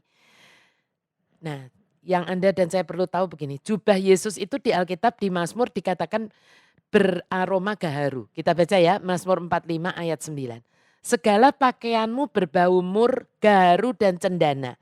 Dari istana gading permainan kecapi menyukakan engkau. Ingat nggak Bapak Ibu Saudara, perempuan yang sakit pendarahan 12 tahun lamanya. Lalu dia menerobos ya kan waktu Yesus dalam perjalanan. Dan sembuh setelah ngapain? Setelah dia menyentuh apa? Jubahnya Tuhan Yesus. Ya, saat Tuhan Yesus sungguh hidup di dalam diri kita. Ya, pasti ada aroma yang menyembuhkan. Yang keluar dari diri kita. Ya, saat orang lain itu bersentuhan dengan Anda dan saya. Ya kan, salah satu nama yang digunakan sebagai sebagian orang untuk gaharu ini ternyata adalah juga kayu Raja Wali. Seperti Raja Wali kita terbang mengatasi luka-luka kita. Ya, saat kita berjumpa dengan Tuhan Yesus, kita mungkin dulunya punya banyak luka di dalam hidup kita. Tapi saat kita berjumpa dengan Tuhan Yesus seperti saya pernah bicara tuh tentang prosesnya Raja Wali itu. Ya kan rontok bulu-bulunya, luka-lukanya semuanya. Tapi akhirnya dia punya sayap yang lebih kokoh gitu. Ya kan kita dibebaskan dari masa lalu kita saat kita berjalan dalam hubungan yang dekat, yang intim dan eksklusif dengan dia. Ya kan. Nah di 2 Korintus 5 ayat 17 ini sebetulnya Paulus sudah ngingetin kita. Jadi siapa yang ada di dalam Kristus ia adalah ciptaan yang baru. Lalu dikatakan yang lama sudah berlalu. Sesungguhnya yang baru sudah datang. Saya suka heran kalau ada orang yang sudah lama berjalan dengan Tuhan Yesus. Sudah ikut dalam pelayanan. Tapi setiap kali ada persoalan kembali ke masalah itu lagi. Kembali ke masalah itu lagi. Dan selalu bilangnya iya ya Bu dulu soalnya saya itu begini. Dulu soalnya saya begini. Saya seringkali bilang stop. Udah jangan ngomong yang dulu lagi. Kamu percaya enggak kalau kamu itu ciptaan yang baru? Iya Bu saya percaya. Ya sudah kebenarannya adalah yang lama sudah berlalu. Sesungguhnya yang baru sudah datang. Ya kan kalau kita berjalan dengan Tuhan Yesus tapi kita tetap terus terikat dengan yang masa lalu. Buat apa? Ya Anda berjalan dengan Tuhan Yesus Anda harus beres dengan masa lalu Anda. Ya, namun juga saat hidup dan hati kita itu selalu dipenuhi ya oleh kerinduan terhadap Tuhan Yesus. Dan kita itu selalu menanti-nantikan dia. Lebih dari apapun dan siapapun di dunia ini. Maka janjinya berkata, malam ini kita banyak bicara janji-janji Tuhan yang luar biasa ya.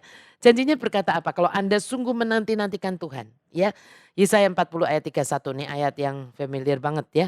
Tetapi orang yang menanti-nantikan Tuhan mendapat kekuatan baru. Mereka ini kan sedang berbicara gaharu yang seperti Raja Wali yang naik terbang ya.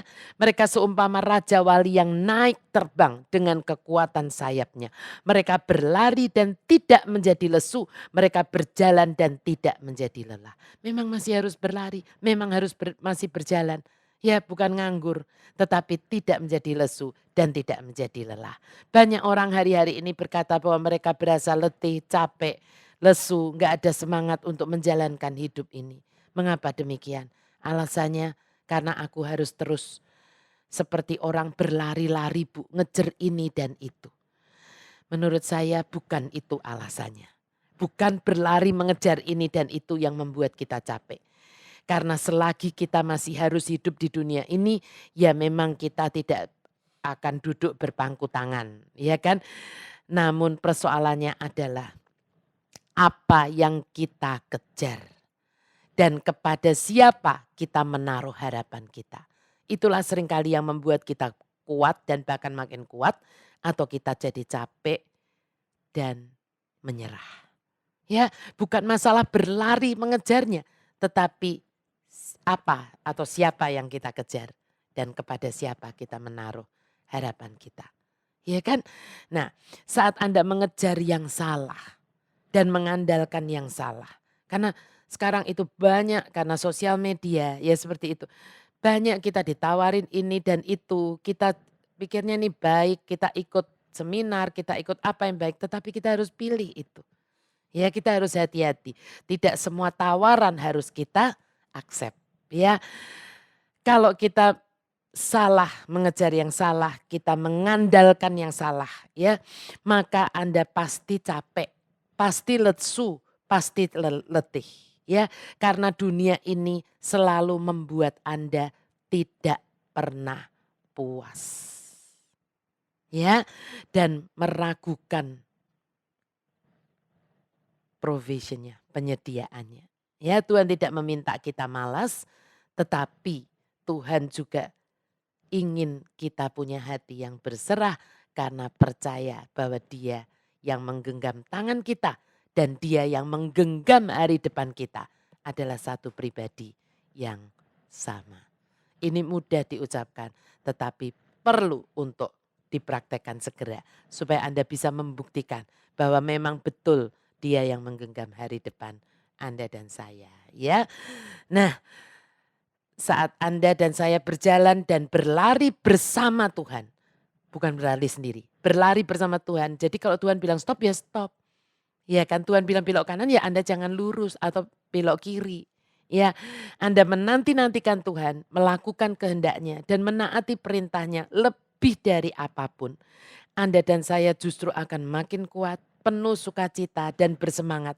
Walaupun kita masih harus berjalan, berlari, bahkan terbang di dunia ini. Istilah saya ya. Karena aroma gaharu, aroma kesembuhannya, jubahnya selalu ada dalam hidup Anda dan saya. Amin.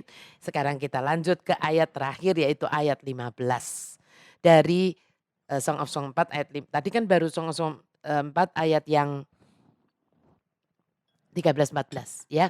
Sekarang ayat 15. Your life flows into mine pure as a garden spring. A well of living water springs up from within you.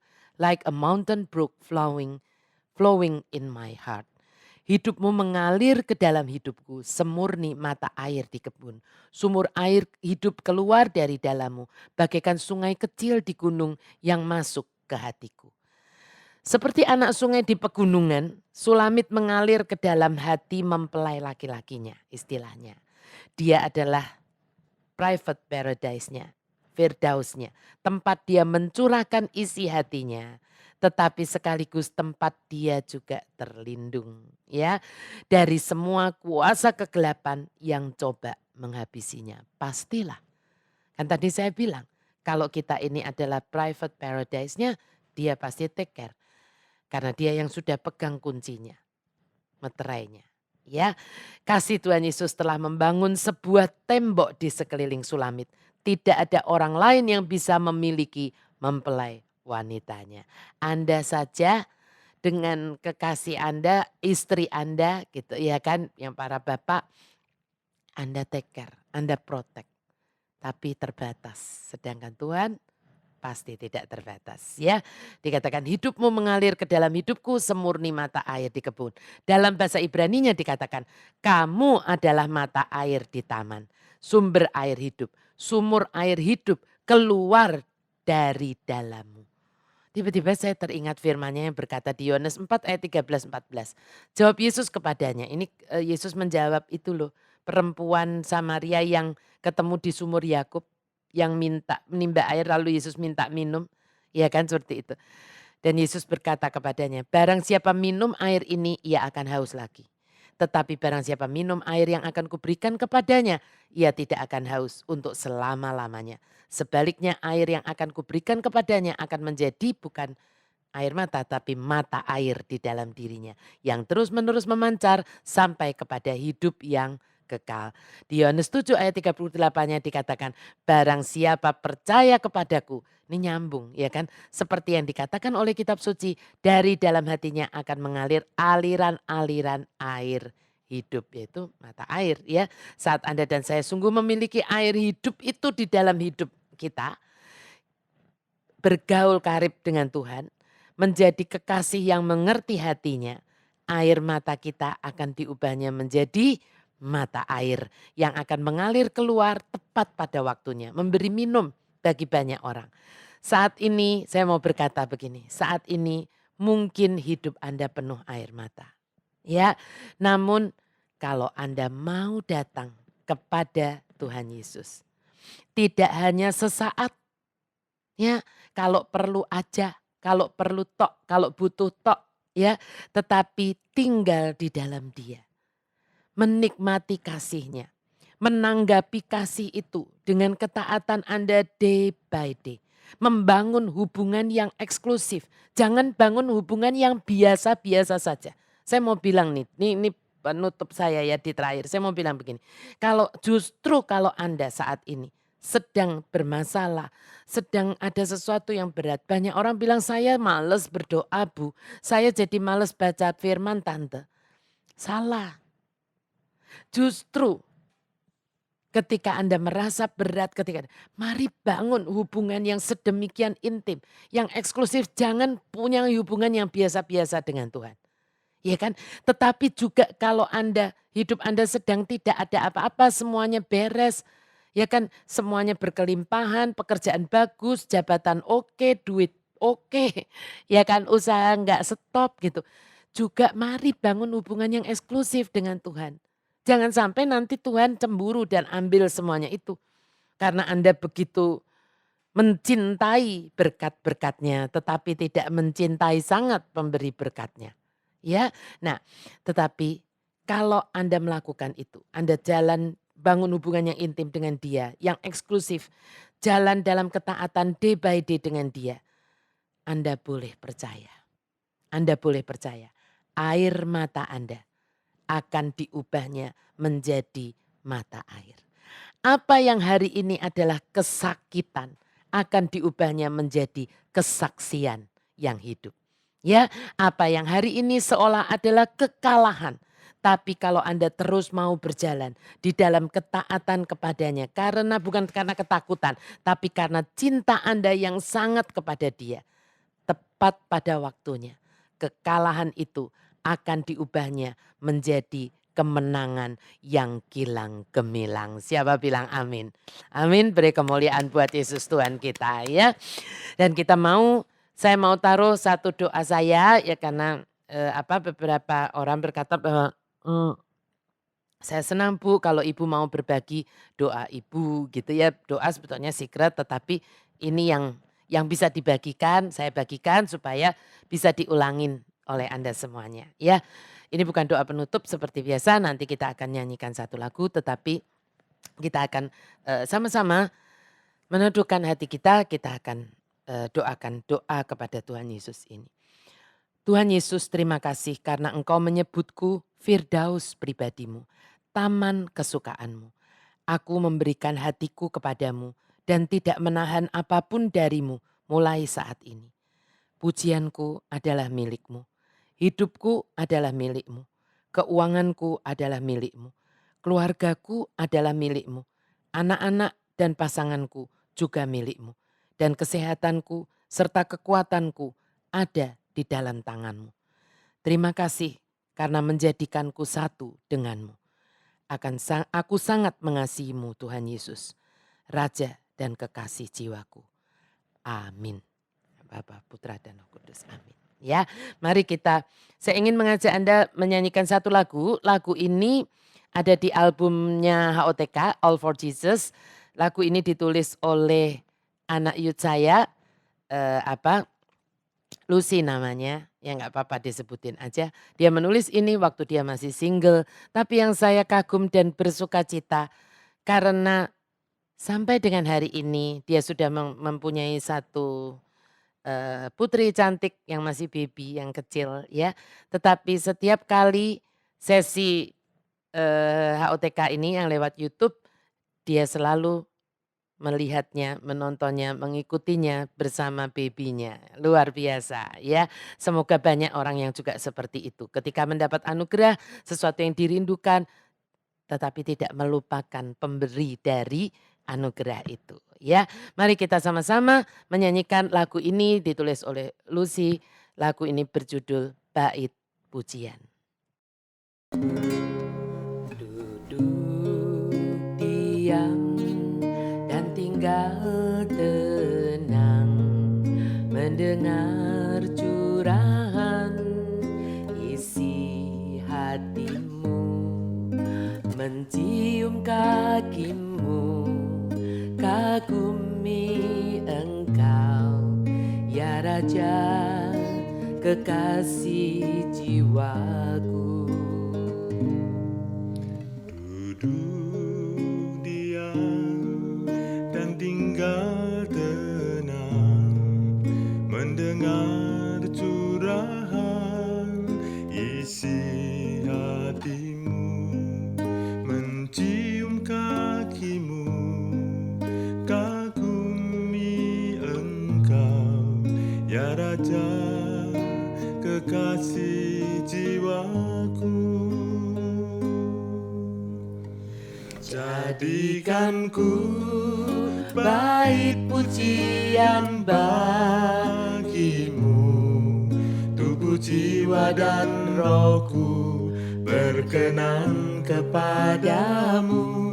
Jadi kesukaanmu, tempat kau betah tinggal, bersekutu dalam kemuliaanmu.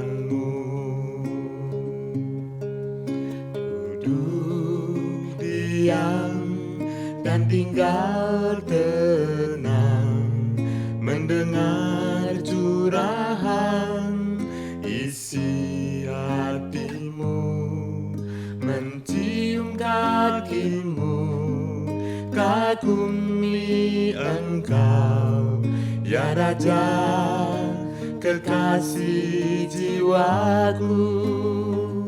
Jadikanku bait pujian bagimu, tubuh jiwa dan rohku berkenan kepadamu. Jadi kesukaanmu, tempat kau betah tinggal, bersekutu dalam kemuliaanmu. Jadikanku bait pujian bagimu, tubuh jiwa dan rohku berkenan kepadamu. Jadi kesukaanmu, tempat kau betah tinggal, bersekutu dalam kemuliaanmu.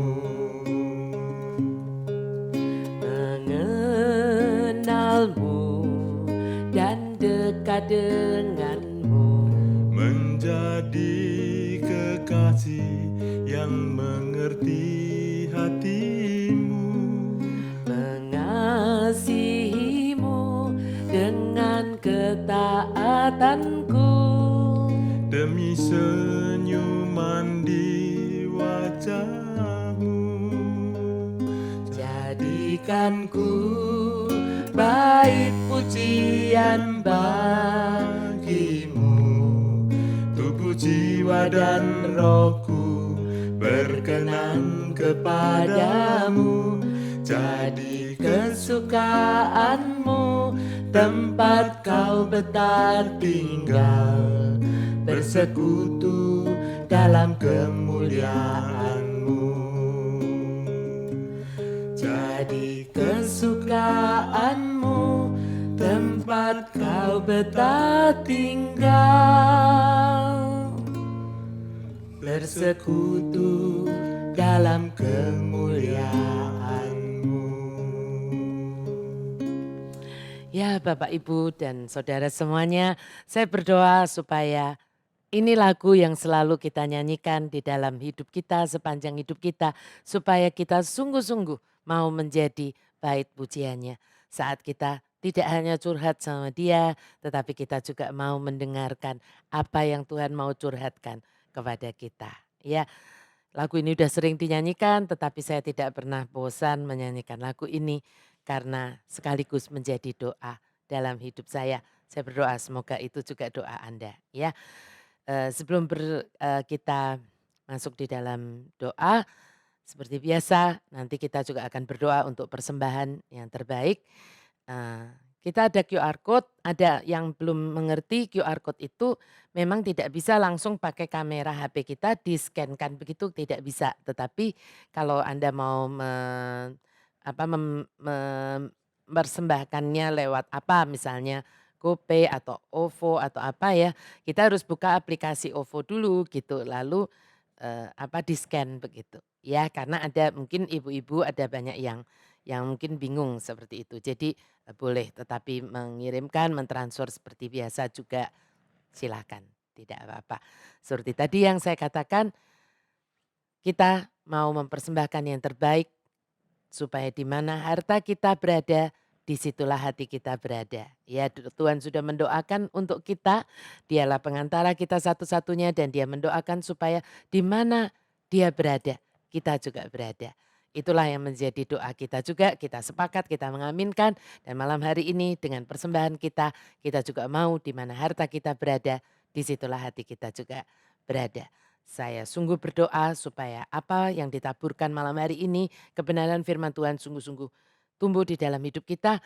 Mari bangun hubungan, sekali lagi saya katakan bangun hubungan yang jangan biasa-biasa, tetapi yang eksklusif ya dengan Tuhan, karena itulah yang dia rindukan.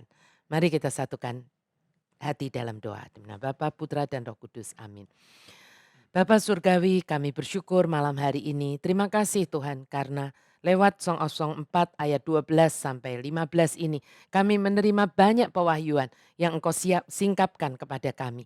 Terima kasih kalau Engkau merindukan kami yang tidak sempurna ini menjadi Firdaus-Mu, taman-Mu yang khusus, yang rahasia, yang hanya Engkau sendiri yang memiliki kuncinya.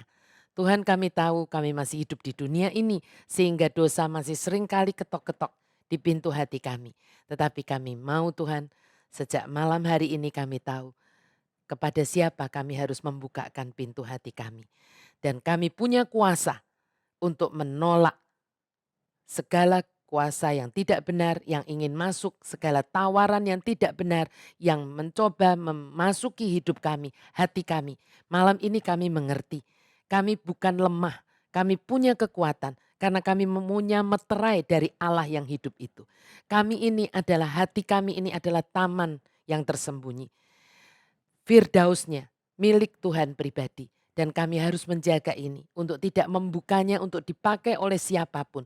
Tetapi hanya oleh Tuhan Yesus. Dan kami punya meterai dari Allah yang hidup, Allah yang ada di pihak kami. Kami mampu berdiri bukan dengan kekuatan kami sendiri, tetapi dengan kekuatan Tuhan. Dan malam hari ini kami juga mengerti Tuhan, bahwa kami mau membangun hubungan yang eksklusif, yang intim Tuhan dengan Engkau. Kalau kami meletakkan Engkau di tempat yang utama dan pertama di dalam hidup kami, janji-Mu Tuhan adalah bahwa semua yang lain juga akan diberikan kepada kami. Bukan sekedar cukup, bahkan berlimpah-limpah. Abundantly. Kami mau sepakat dengan Engkau Tuhan. Kami mau percaya ini adalah ya dan amin. Kami mau membuktikannya dengan melakukan setiap apapun Tuhan yang Engkau kehendaki dan itu menyukakan hati-Mu. Kami tahu kami tidak berjalan sendiri, ada Engkau yang memampukan kami. Dan saat kami sungguh menanti-nantikan Engkau, kami tidak akan letih dan kami tidak akan lesu. Tetapi kami akan menjadi seperti Raja Wali yang naik terbang dengan kekuatan sayap yang baru. Terima kasih Tuhan, kami percaya bahwa apa yang harus kami tanggung saat ini, mungkin kesakitan.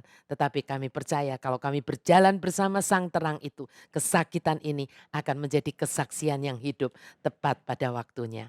Hamba sungguh berdoa Tuhan, setiap persembahan yang ditaburkan juga malam hari ini sungguh membawa hati kami semakin dekat dengan Tuhan. Hati kami tidak melekat kepada persembahan kami, tetapi persembahan ini kami letakkan di mezbah Tuhan. Sehingga hati kami dan hidup kami juga kami letakkan di mezbah Tuhan.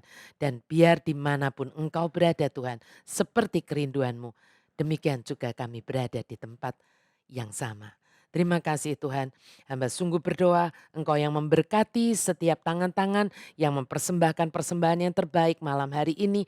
Dan Tuhan memberkati hidup setiap orang juga yang mendengarkan kebenaran firman-Mu ini. Dimampukan untuk menjadi pelaku-pelaku firman. Dan membuktikan bahwa kami punya Tuhan yang hidup. Kami punya Tuhan yang kami bisa percaya. Bukan Tuhan yang sekedar kami letakkan sebagai kalung, kami letakkan di gereja, bukan. Tetapi Tuhan yang sungguh-sungguh kami bisa buktikan kebenarannya. Kami punya Allah yang hidup, Allah yang luar biasa, Allah yang dahsyat. Kami punya hubungan yang intim dengan penguasa alam semesta ini. Kepada siapa kami harus takut?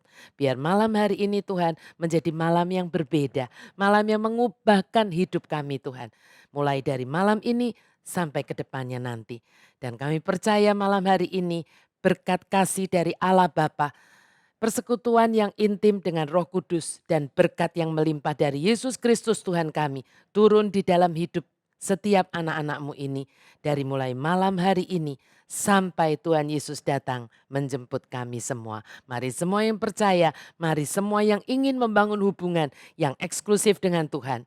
Mari katakan dengan kuat, amin. Demi nama Bapa, Putra dan Roh Kudus. Amin. Terima kasih Bapak, Ibu dan Saudara. Sampai berjumpa Jumat depan.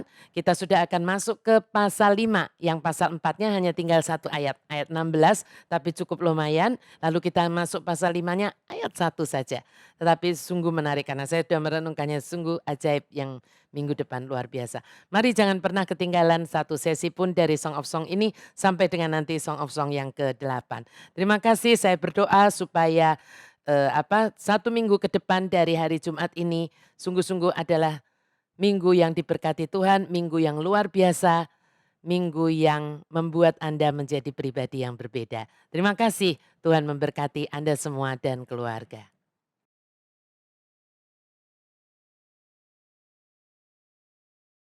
Terima kasih Anda sudah menyaksikan sesi-sesi dari khotbah OTK lewat YouTube ini.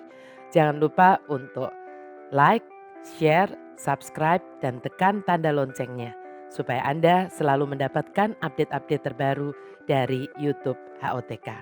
Terima kasih, Tuhan Yesus memberkati.